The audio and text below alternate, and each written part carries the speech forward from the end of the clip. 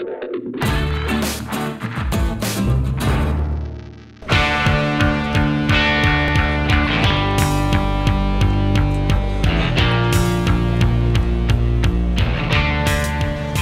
qui pensais être arrivé en Espagne, je suis en train de me rendre compte qu'en fait ici, c'est la Catalogne.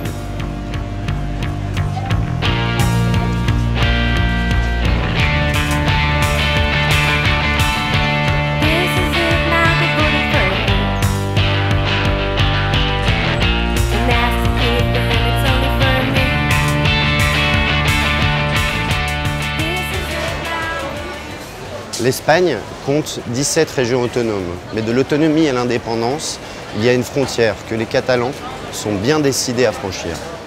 Bon, la Catalogne, c'est quoi?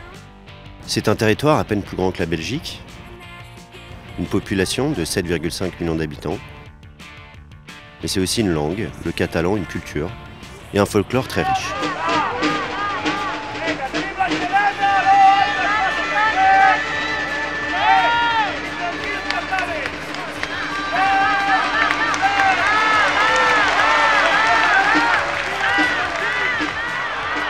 Les castels sont très connus, mais il y a aussi par exemple les diables, qui jouent un rôle de satire sociale et politique.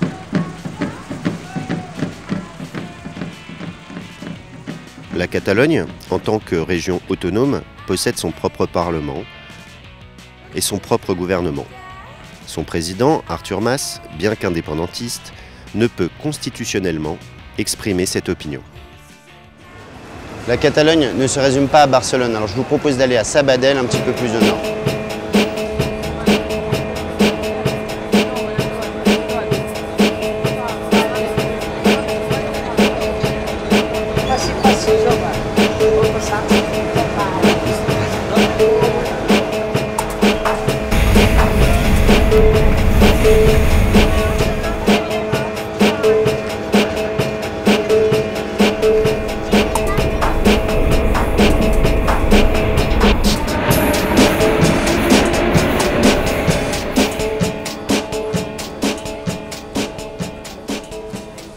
On va essayer de trouver Tony, qui va tout nous dire sur ce qu'il faut savoir.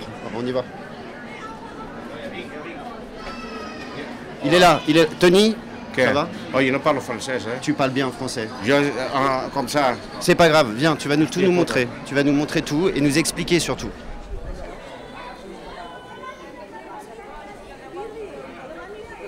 C'est un flambeau? Oui. D'accord. Donc c'est là, on va allumer le cœur de la Catalogne avec les flambeaux. Oui, nous revendiquons aussi la République. La République. En septembre, c'est la revendication des libertés des Catalans perdues. La dernière fois, il fait 300 ans, après différentes guerres de l'Espagne contre la Catalogne. C'est-à-dire 3 grandes guerres. La première en 1640, l'époque des traités des Pyrénées, que la Catalogne a été amputée d'une bonne partie de son territoire. Après, il y a eu une autre guerre, très dure, presque définitive, qu'on a anéanti.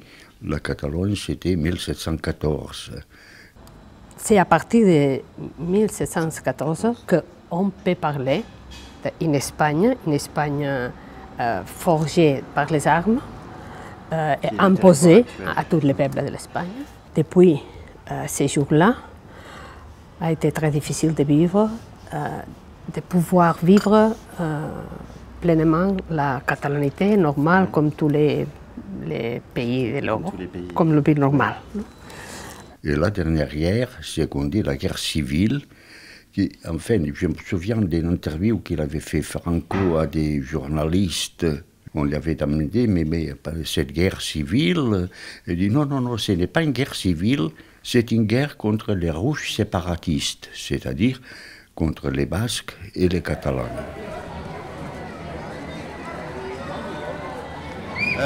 Tu peux être mon traducteur? J'ai besoin d'un traducteur. J'ai cherché un traducteur. Non, c'est toi mon traducteur. Yo, le traducteur? Bien sûr. Voilà. Voilà. Est-ce que demain elle sera à la Via Catalunya aussi? Si, sarà també a la Via Catalana. Effectivement. Où ça? Où ça? Sí. À l'Ampolla. Est-ce qu'elle sera à l'Ampolla aussi, elle? Seràs a l'Ampolla, tu també? Si. Si? Tu peux lui demander ce qu'elle va faire là-bas. Comment ça dit? Faire une chaîne. Faire une chaîne. Quels sont les objectifs principaux de la Via Catalunya qui aura lieu demain? C'est travailler pour faire possible le référendum, pour faire possible la démocratie. Donc est-ce que c'est seulement une répétition ou est-ce qu'il y a autre chose? Demain, c'est le principal jour et aujourd'hui, nous faisons un petit entraînement de la chaîne pour l'indépendance. Et toi, tu fais partie de l'organisation? Je suis une volontaire. Je crois que dans la Catalogne, il y a 30 000 volontaires. C'est beaucoup, hein? Bah, c'est pas mal. Hein. C'est la même quantité de bénévoles, s'appelle, volontaires. C'est la même quantité que les Jeux olympiques. De Barcelone de 92, il y a aussi 30 000. Et maintenant, aucune personne avait d'argent pour son travail. Ah, donc là, c'est du vrai bénévolat, c'est pas du travail.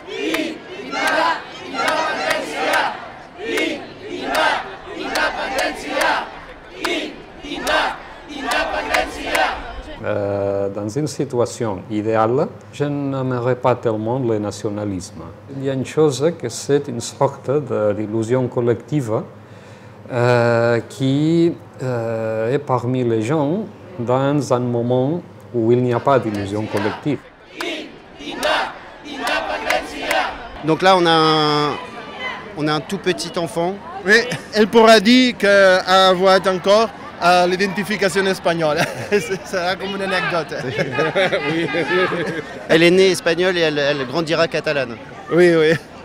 C'est très joli, c'est un moment historique. Hein? Historique. Oui, émotionnel.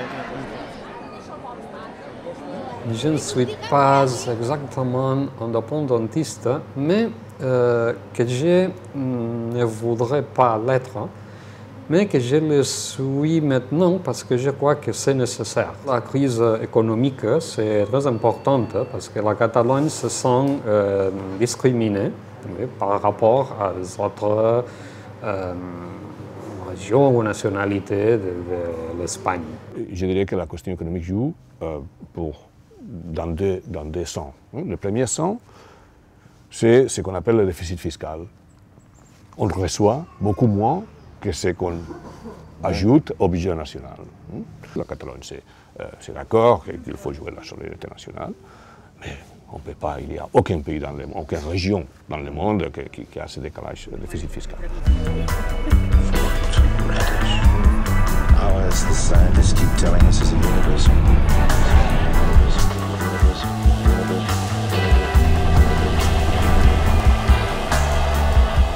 On proteste pour le péage que nous payons. À l'intérieur de l'Espagne, il n'y a pas de péage.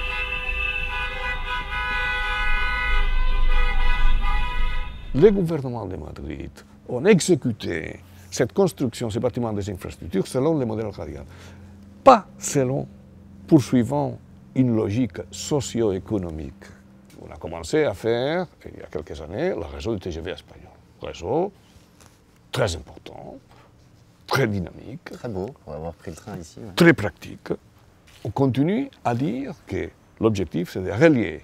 L'objectif, ce n'est pas servir les points importants de l'économie. Non, l'objectif, c'est relier Madrid avec les 48 capitales de province. N'importe quelle capitale elle soit. Il y a des capitales de province qui sont déjà reliées avec les TGV avec Madrid, qui ont 2 trains par jour, parce qu'il n'y a pas de demande et les trains sont vides. L'objectif, ce n'est pas économique, ce n'est pas socio-économique, c'est politique, toujours. Alors maintenant, c'est le moment de sortir le kit de la Via Catalunya. Alors on va regarder ce qu'il y a dedans. Un autocollant, un mètre supplémentaire. Pour s'il manque quelqu'un, ça permet de gagner 1 mètre en plus. Et le t-shirt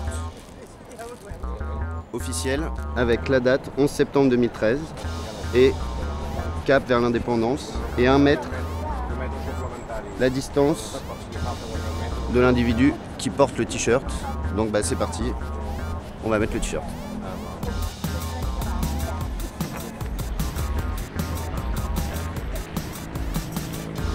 Et j'en ai un pour vous. Si vous aviez qu'un seul argument à donner en faveur de cette indépendance, lequel serait-il? Difficile à choisir parce qu'ici, je crois qu'on mêle des sentiments, disons, nationalistes, par exemple en rapport avec la langue, avec des raisons strictement économiques. Non? Alors c'est un peu difficile de choisir entre les raisons culturelles et les économiques. Je ne sais pas exactement. Mais peut-être, dans le moment où nous sommes, peut-être le développement économique. Je n'oserais pas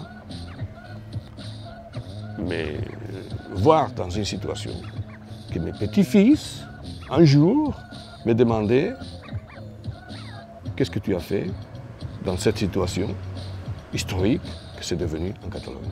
Si vous aviez un seul argument pour l'indépendance, un seul argument. Dignité. Dignité, liberté. Bah écoute, simplement la liberté. Qu'on nous laisse en paix au niveau langue. Madrid essaie vraiment de tuer l'école catalane.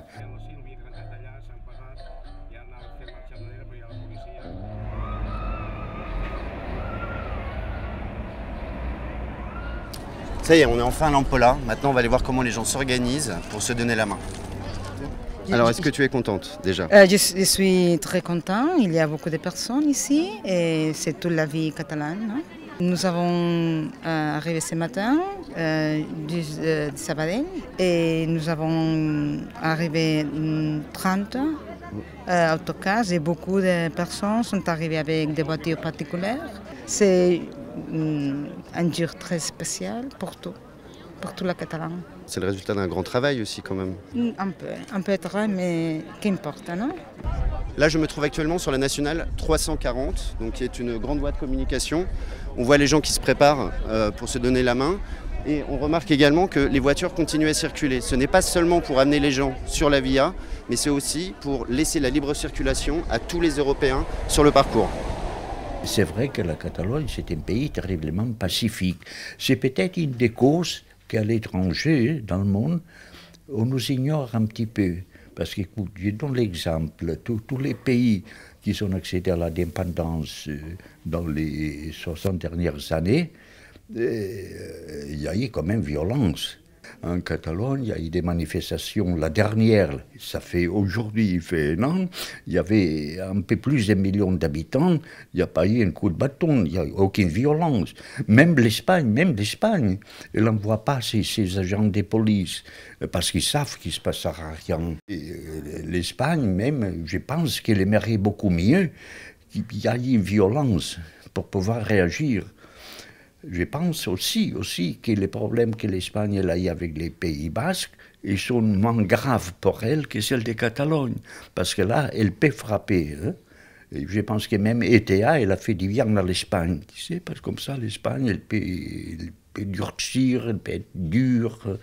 Et en Catalogne, bon, elle piétine. Est-ce que vous avez peur que si les choses n'évoluent pas, oui. La jeunesse ou certains groupes catalans renoncent à la voie démocratique et pacifique? Non, je crois que non. Nous savons très bien qu'est-ce que nous devons faire et qu'est-ce que nous ne devons pas faire. Je voulais que une fois, lâcher l'Espagne, donner tous les jours la Catalogne. C'est mon histoire. Ici, un ami qui est venu de la Belgique. Tu es venu de Belgique? Il est belge aussi, voilà, il parle français. Parfait. Alors, tu parles français? Alors, tu restes avec nous. Le gouvernement espagnol fait tout pour qu'on ne se développe pas, en fait. L'argent du contribuable s'en va à l'État central et ne revient pas en proportion. Ce n'est pas une question qu'on n'est pas solidaire avec les Espagnols. Ça, je crois qu'il faut le remarquer. Le mépris envers l'identité catalane fait que cela génère automatiquement une volonté chez des gens qui ne sont pas indépendantistes d'origine, mais qui le deviennent du fait de cette provocation, de ce mépris, de cette non-reconnaissance. de la différence. Le ministre de l'enseignement espagnol a dit qu'il faut espagnoliser les Catalans. Je n'ai jamais trouvé en Belgique que, par exemple, un ministre de l'enseignement francophone aurait dit qu'il faut franciser les néerlandophones ou vice-versa. Il y a une ville ici à 67 km, à Vinaros. Ces gens, ils voulaient continuer parce que la province de la Catalogne termine à Alcanar, là où ils commencent. Ces gens à Vinaros, ils ont voulu manifester et la Guardia Civile a intervenu pour dire que non, parce que ça allait faire désordre et qu'il n'en est pas question. Mais aujourd'hui, ces gens, bon, pas de problème, ils sont là. Je les ai rencontrés. Ils n'ont pas pu. Si c'est ça la démocratie, la liberté, c'est quoi? Aujourd'hui même, le ministre Margallo, l'affaires extérieures, il a dit que si nous voulons l'indépendance, nous devons faire une déclaration unilatérale d'indépendance. Je crois qu'il pense que si nous faisons ça, ça sera visualisé par la communauté internationale comme un acte de rébellion. Et alors, nous n'aurons pas le soutien, l'appui. Et pour ça, il ne veut pas faire un référendum. Il sait que nous gagnerons le référendum. L'Espagne sans la Catalogne, est-ce qu'elle peut se retrouver dans une situation... L'Espagne, avec la structure actuelle de l'Espagne, économique et politique, a beaucoup à perdre. Parce qu'elle perd les sources de financement. Est-ce qu'en Europe, certains pays d'Europe sont des soutiens de la Catalogne, ou est-ce que la Catalogne est isolée au sein de l'Union européenne par rapport à cette question? La réalité, c'est dur, mais c'est comme ça. Il n'y a aucun État qui donne soutien. Tous les États se comportent de la même façon. Ils ne donnent pas soutien publiquement à personne jusqu'à le dernier moment. I was born in South Africa. South Africa. And you will choose the Catalonian nationality? Yes, I will. Yes, I will, definitely. On m'a demandé plusieurs fois qu'est-ce que tu penses qu'est-ce qui va se passer en France, cette France que nous parfois appelons très jacobine, très centraliste. Au début, ça sera difficile. Je comprends bien mon pays d'adoption, ça sera un petit peu difficile. Mais après, je pense que ça marchera bien. Mieux qu'avec l'Espagne. L'Espagne, ce sera toujours, je ne dirais pas notre ennemi, mais quelqu'un qui nous en voudra toujours.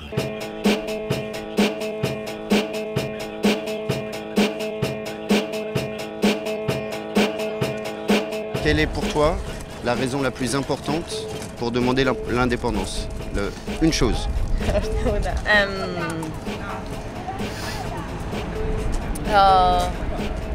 La culture catalane, c'est un sentiment. Sinon, ce n'est pas quelque chose d'économie ou tout ça, c'est pour la culture et pour le sentiment national. Et toi, pourquoi? Parce qu'on a différentes cultures et c'est un pays différent et on a de devenir à notre nation dans l'Union européenne. Alors vous m'avez dit tout à l'heure que vous étiez professeur, oui. Donc vous avez un contact avec la jeunesse catalane, oui. Et depuis longtemps. Donc est-ce que vous avez vu dans cette jeunesse avec laquelle vous travaillez, et que vous avez l'occasion d'observer, vous avez vu une évolution par rapport à cette question d'indépendance? Oui, bien sûr, beaucoup. C'est-à-dire qu'il y a un fort sentiment nationaliste entre mes élèves. Je dois dire une chose, je dois dire que je travaille dans un lycée qui est presque au centre de la ville. Ma femme, par exemple, travaille dans un banlieue et là, la réalité est très différente. Donc là, il y a beaucoup plus d'indifférence pour ce genre de mouvement. Tu es venu pour donner la main à tout le monde?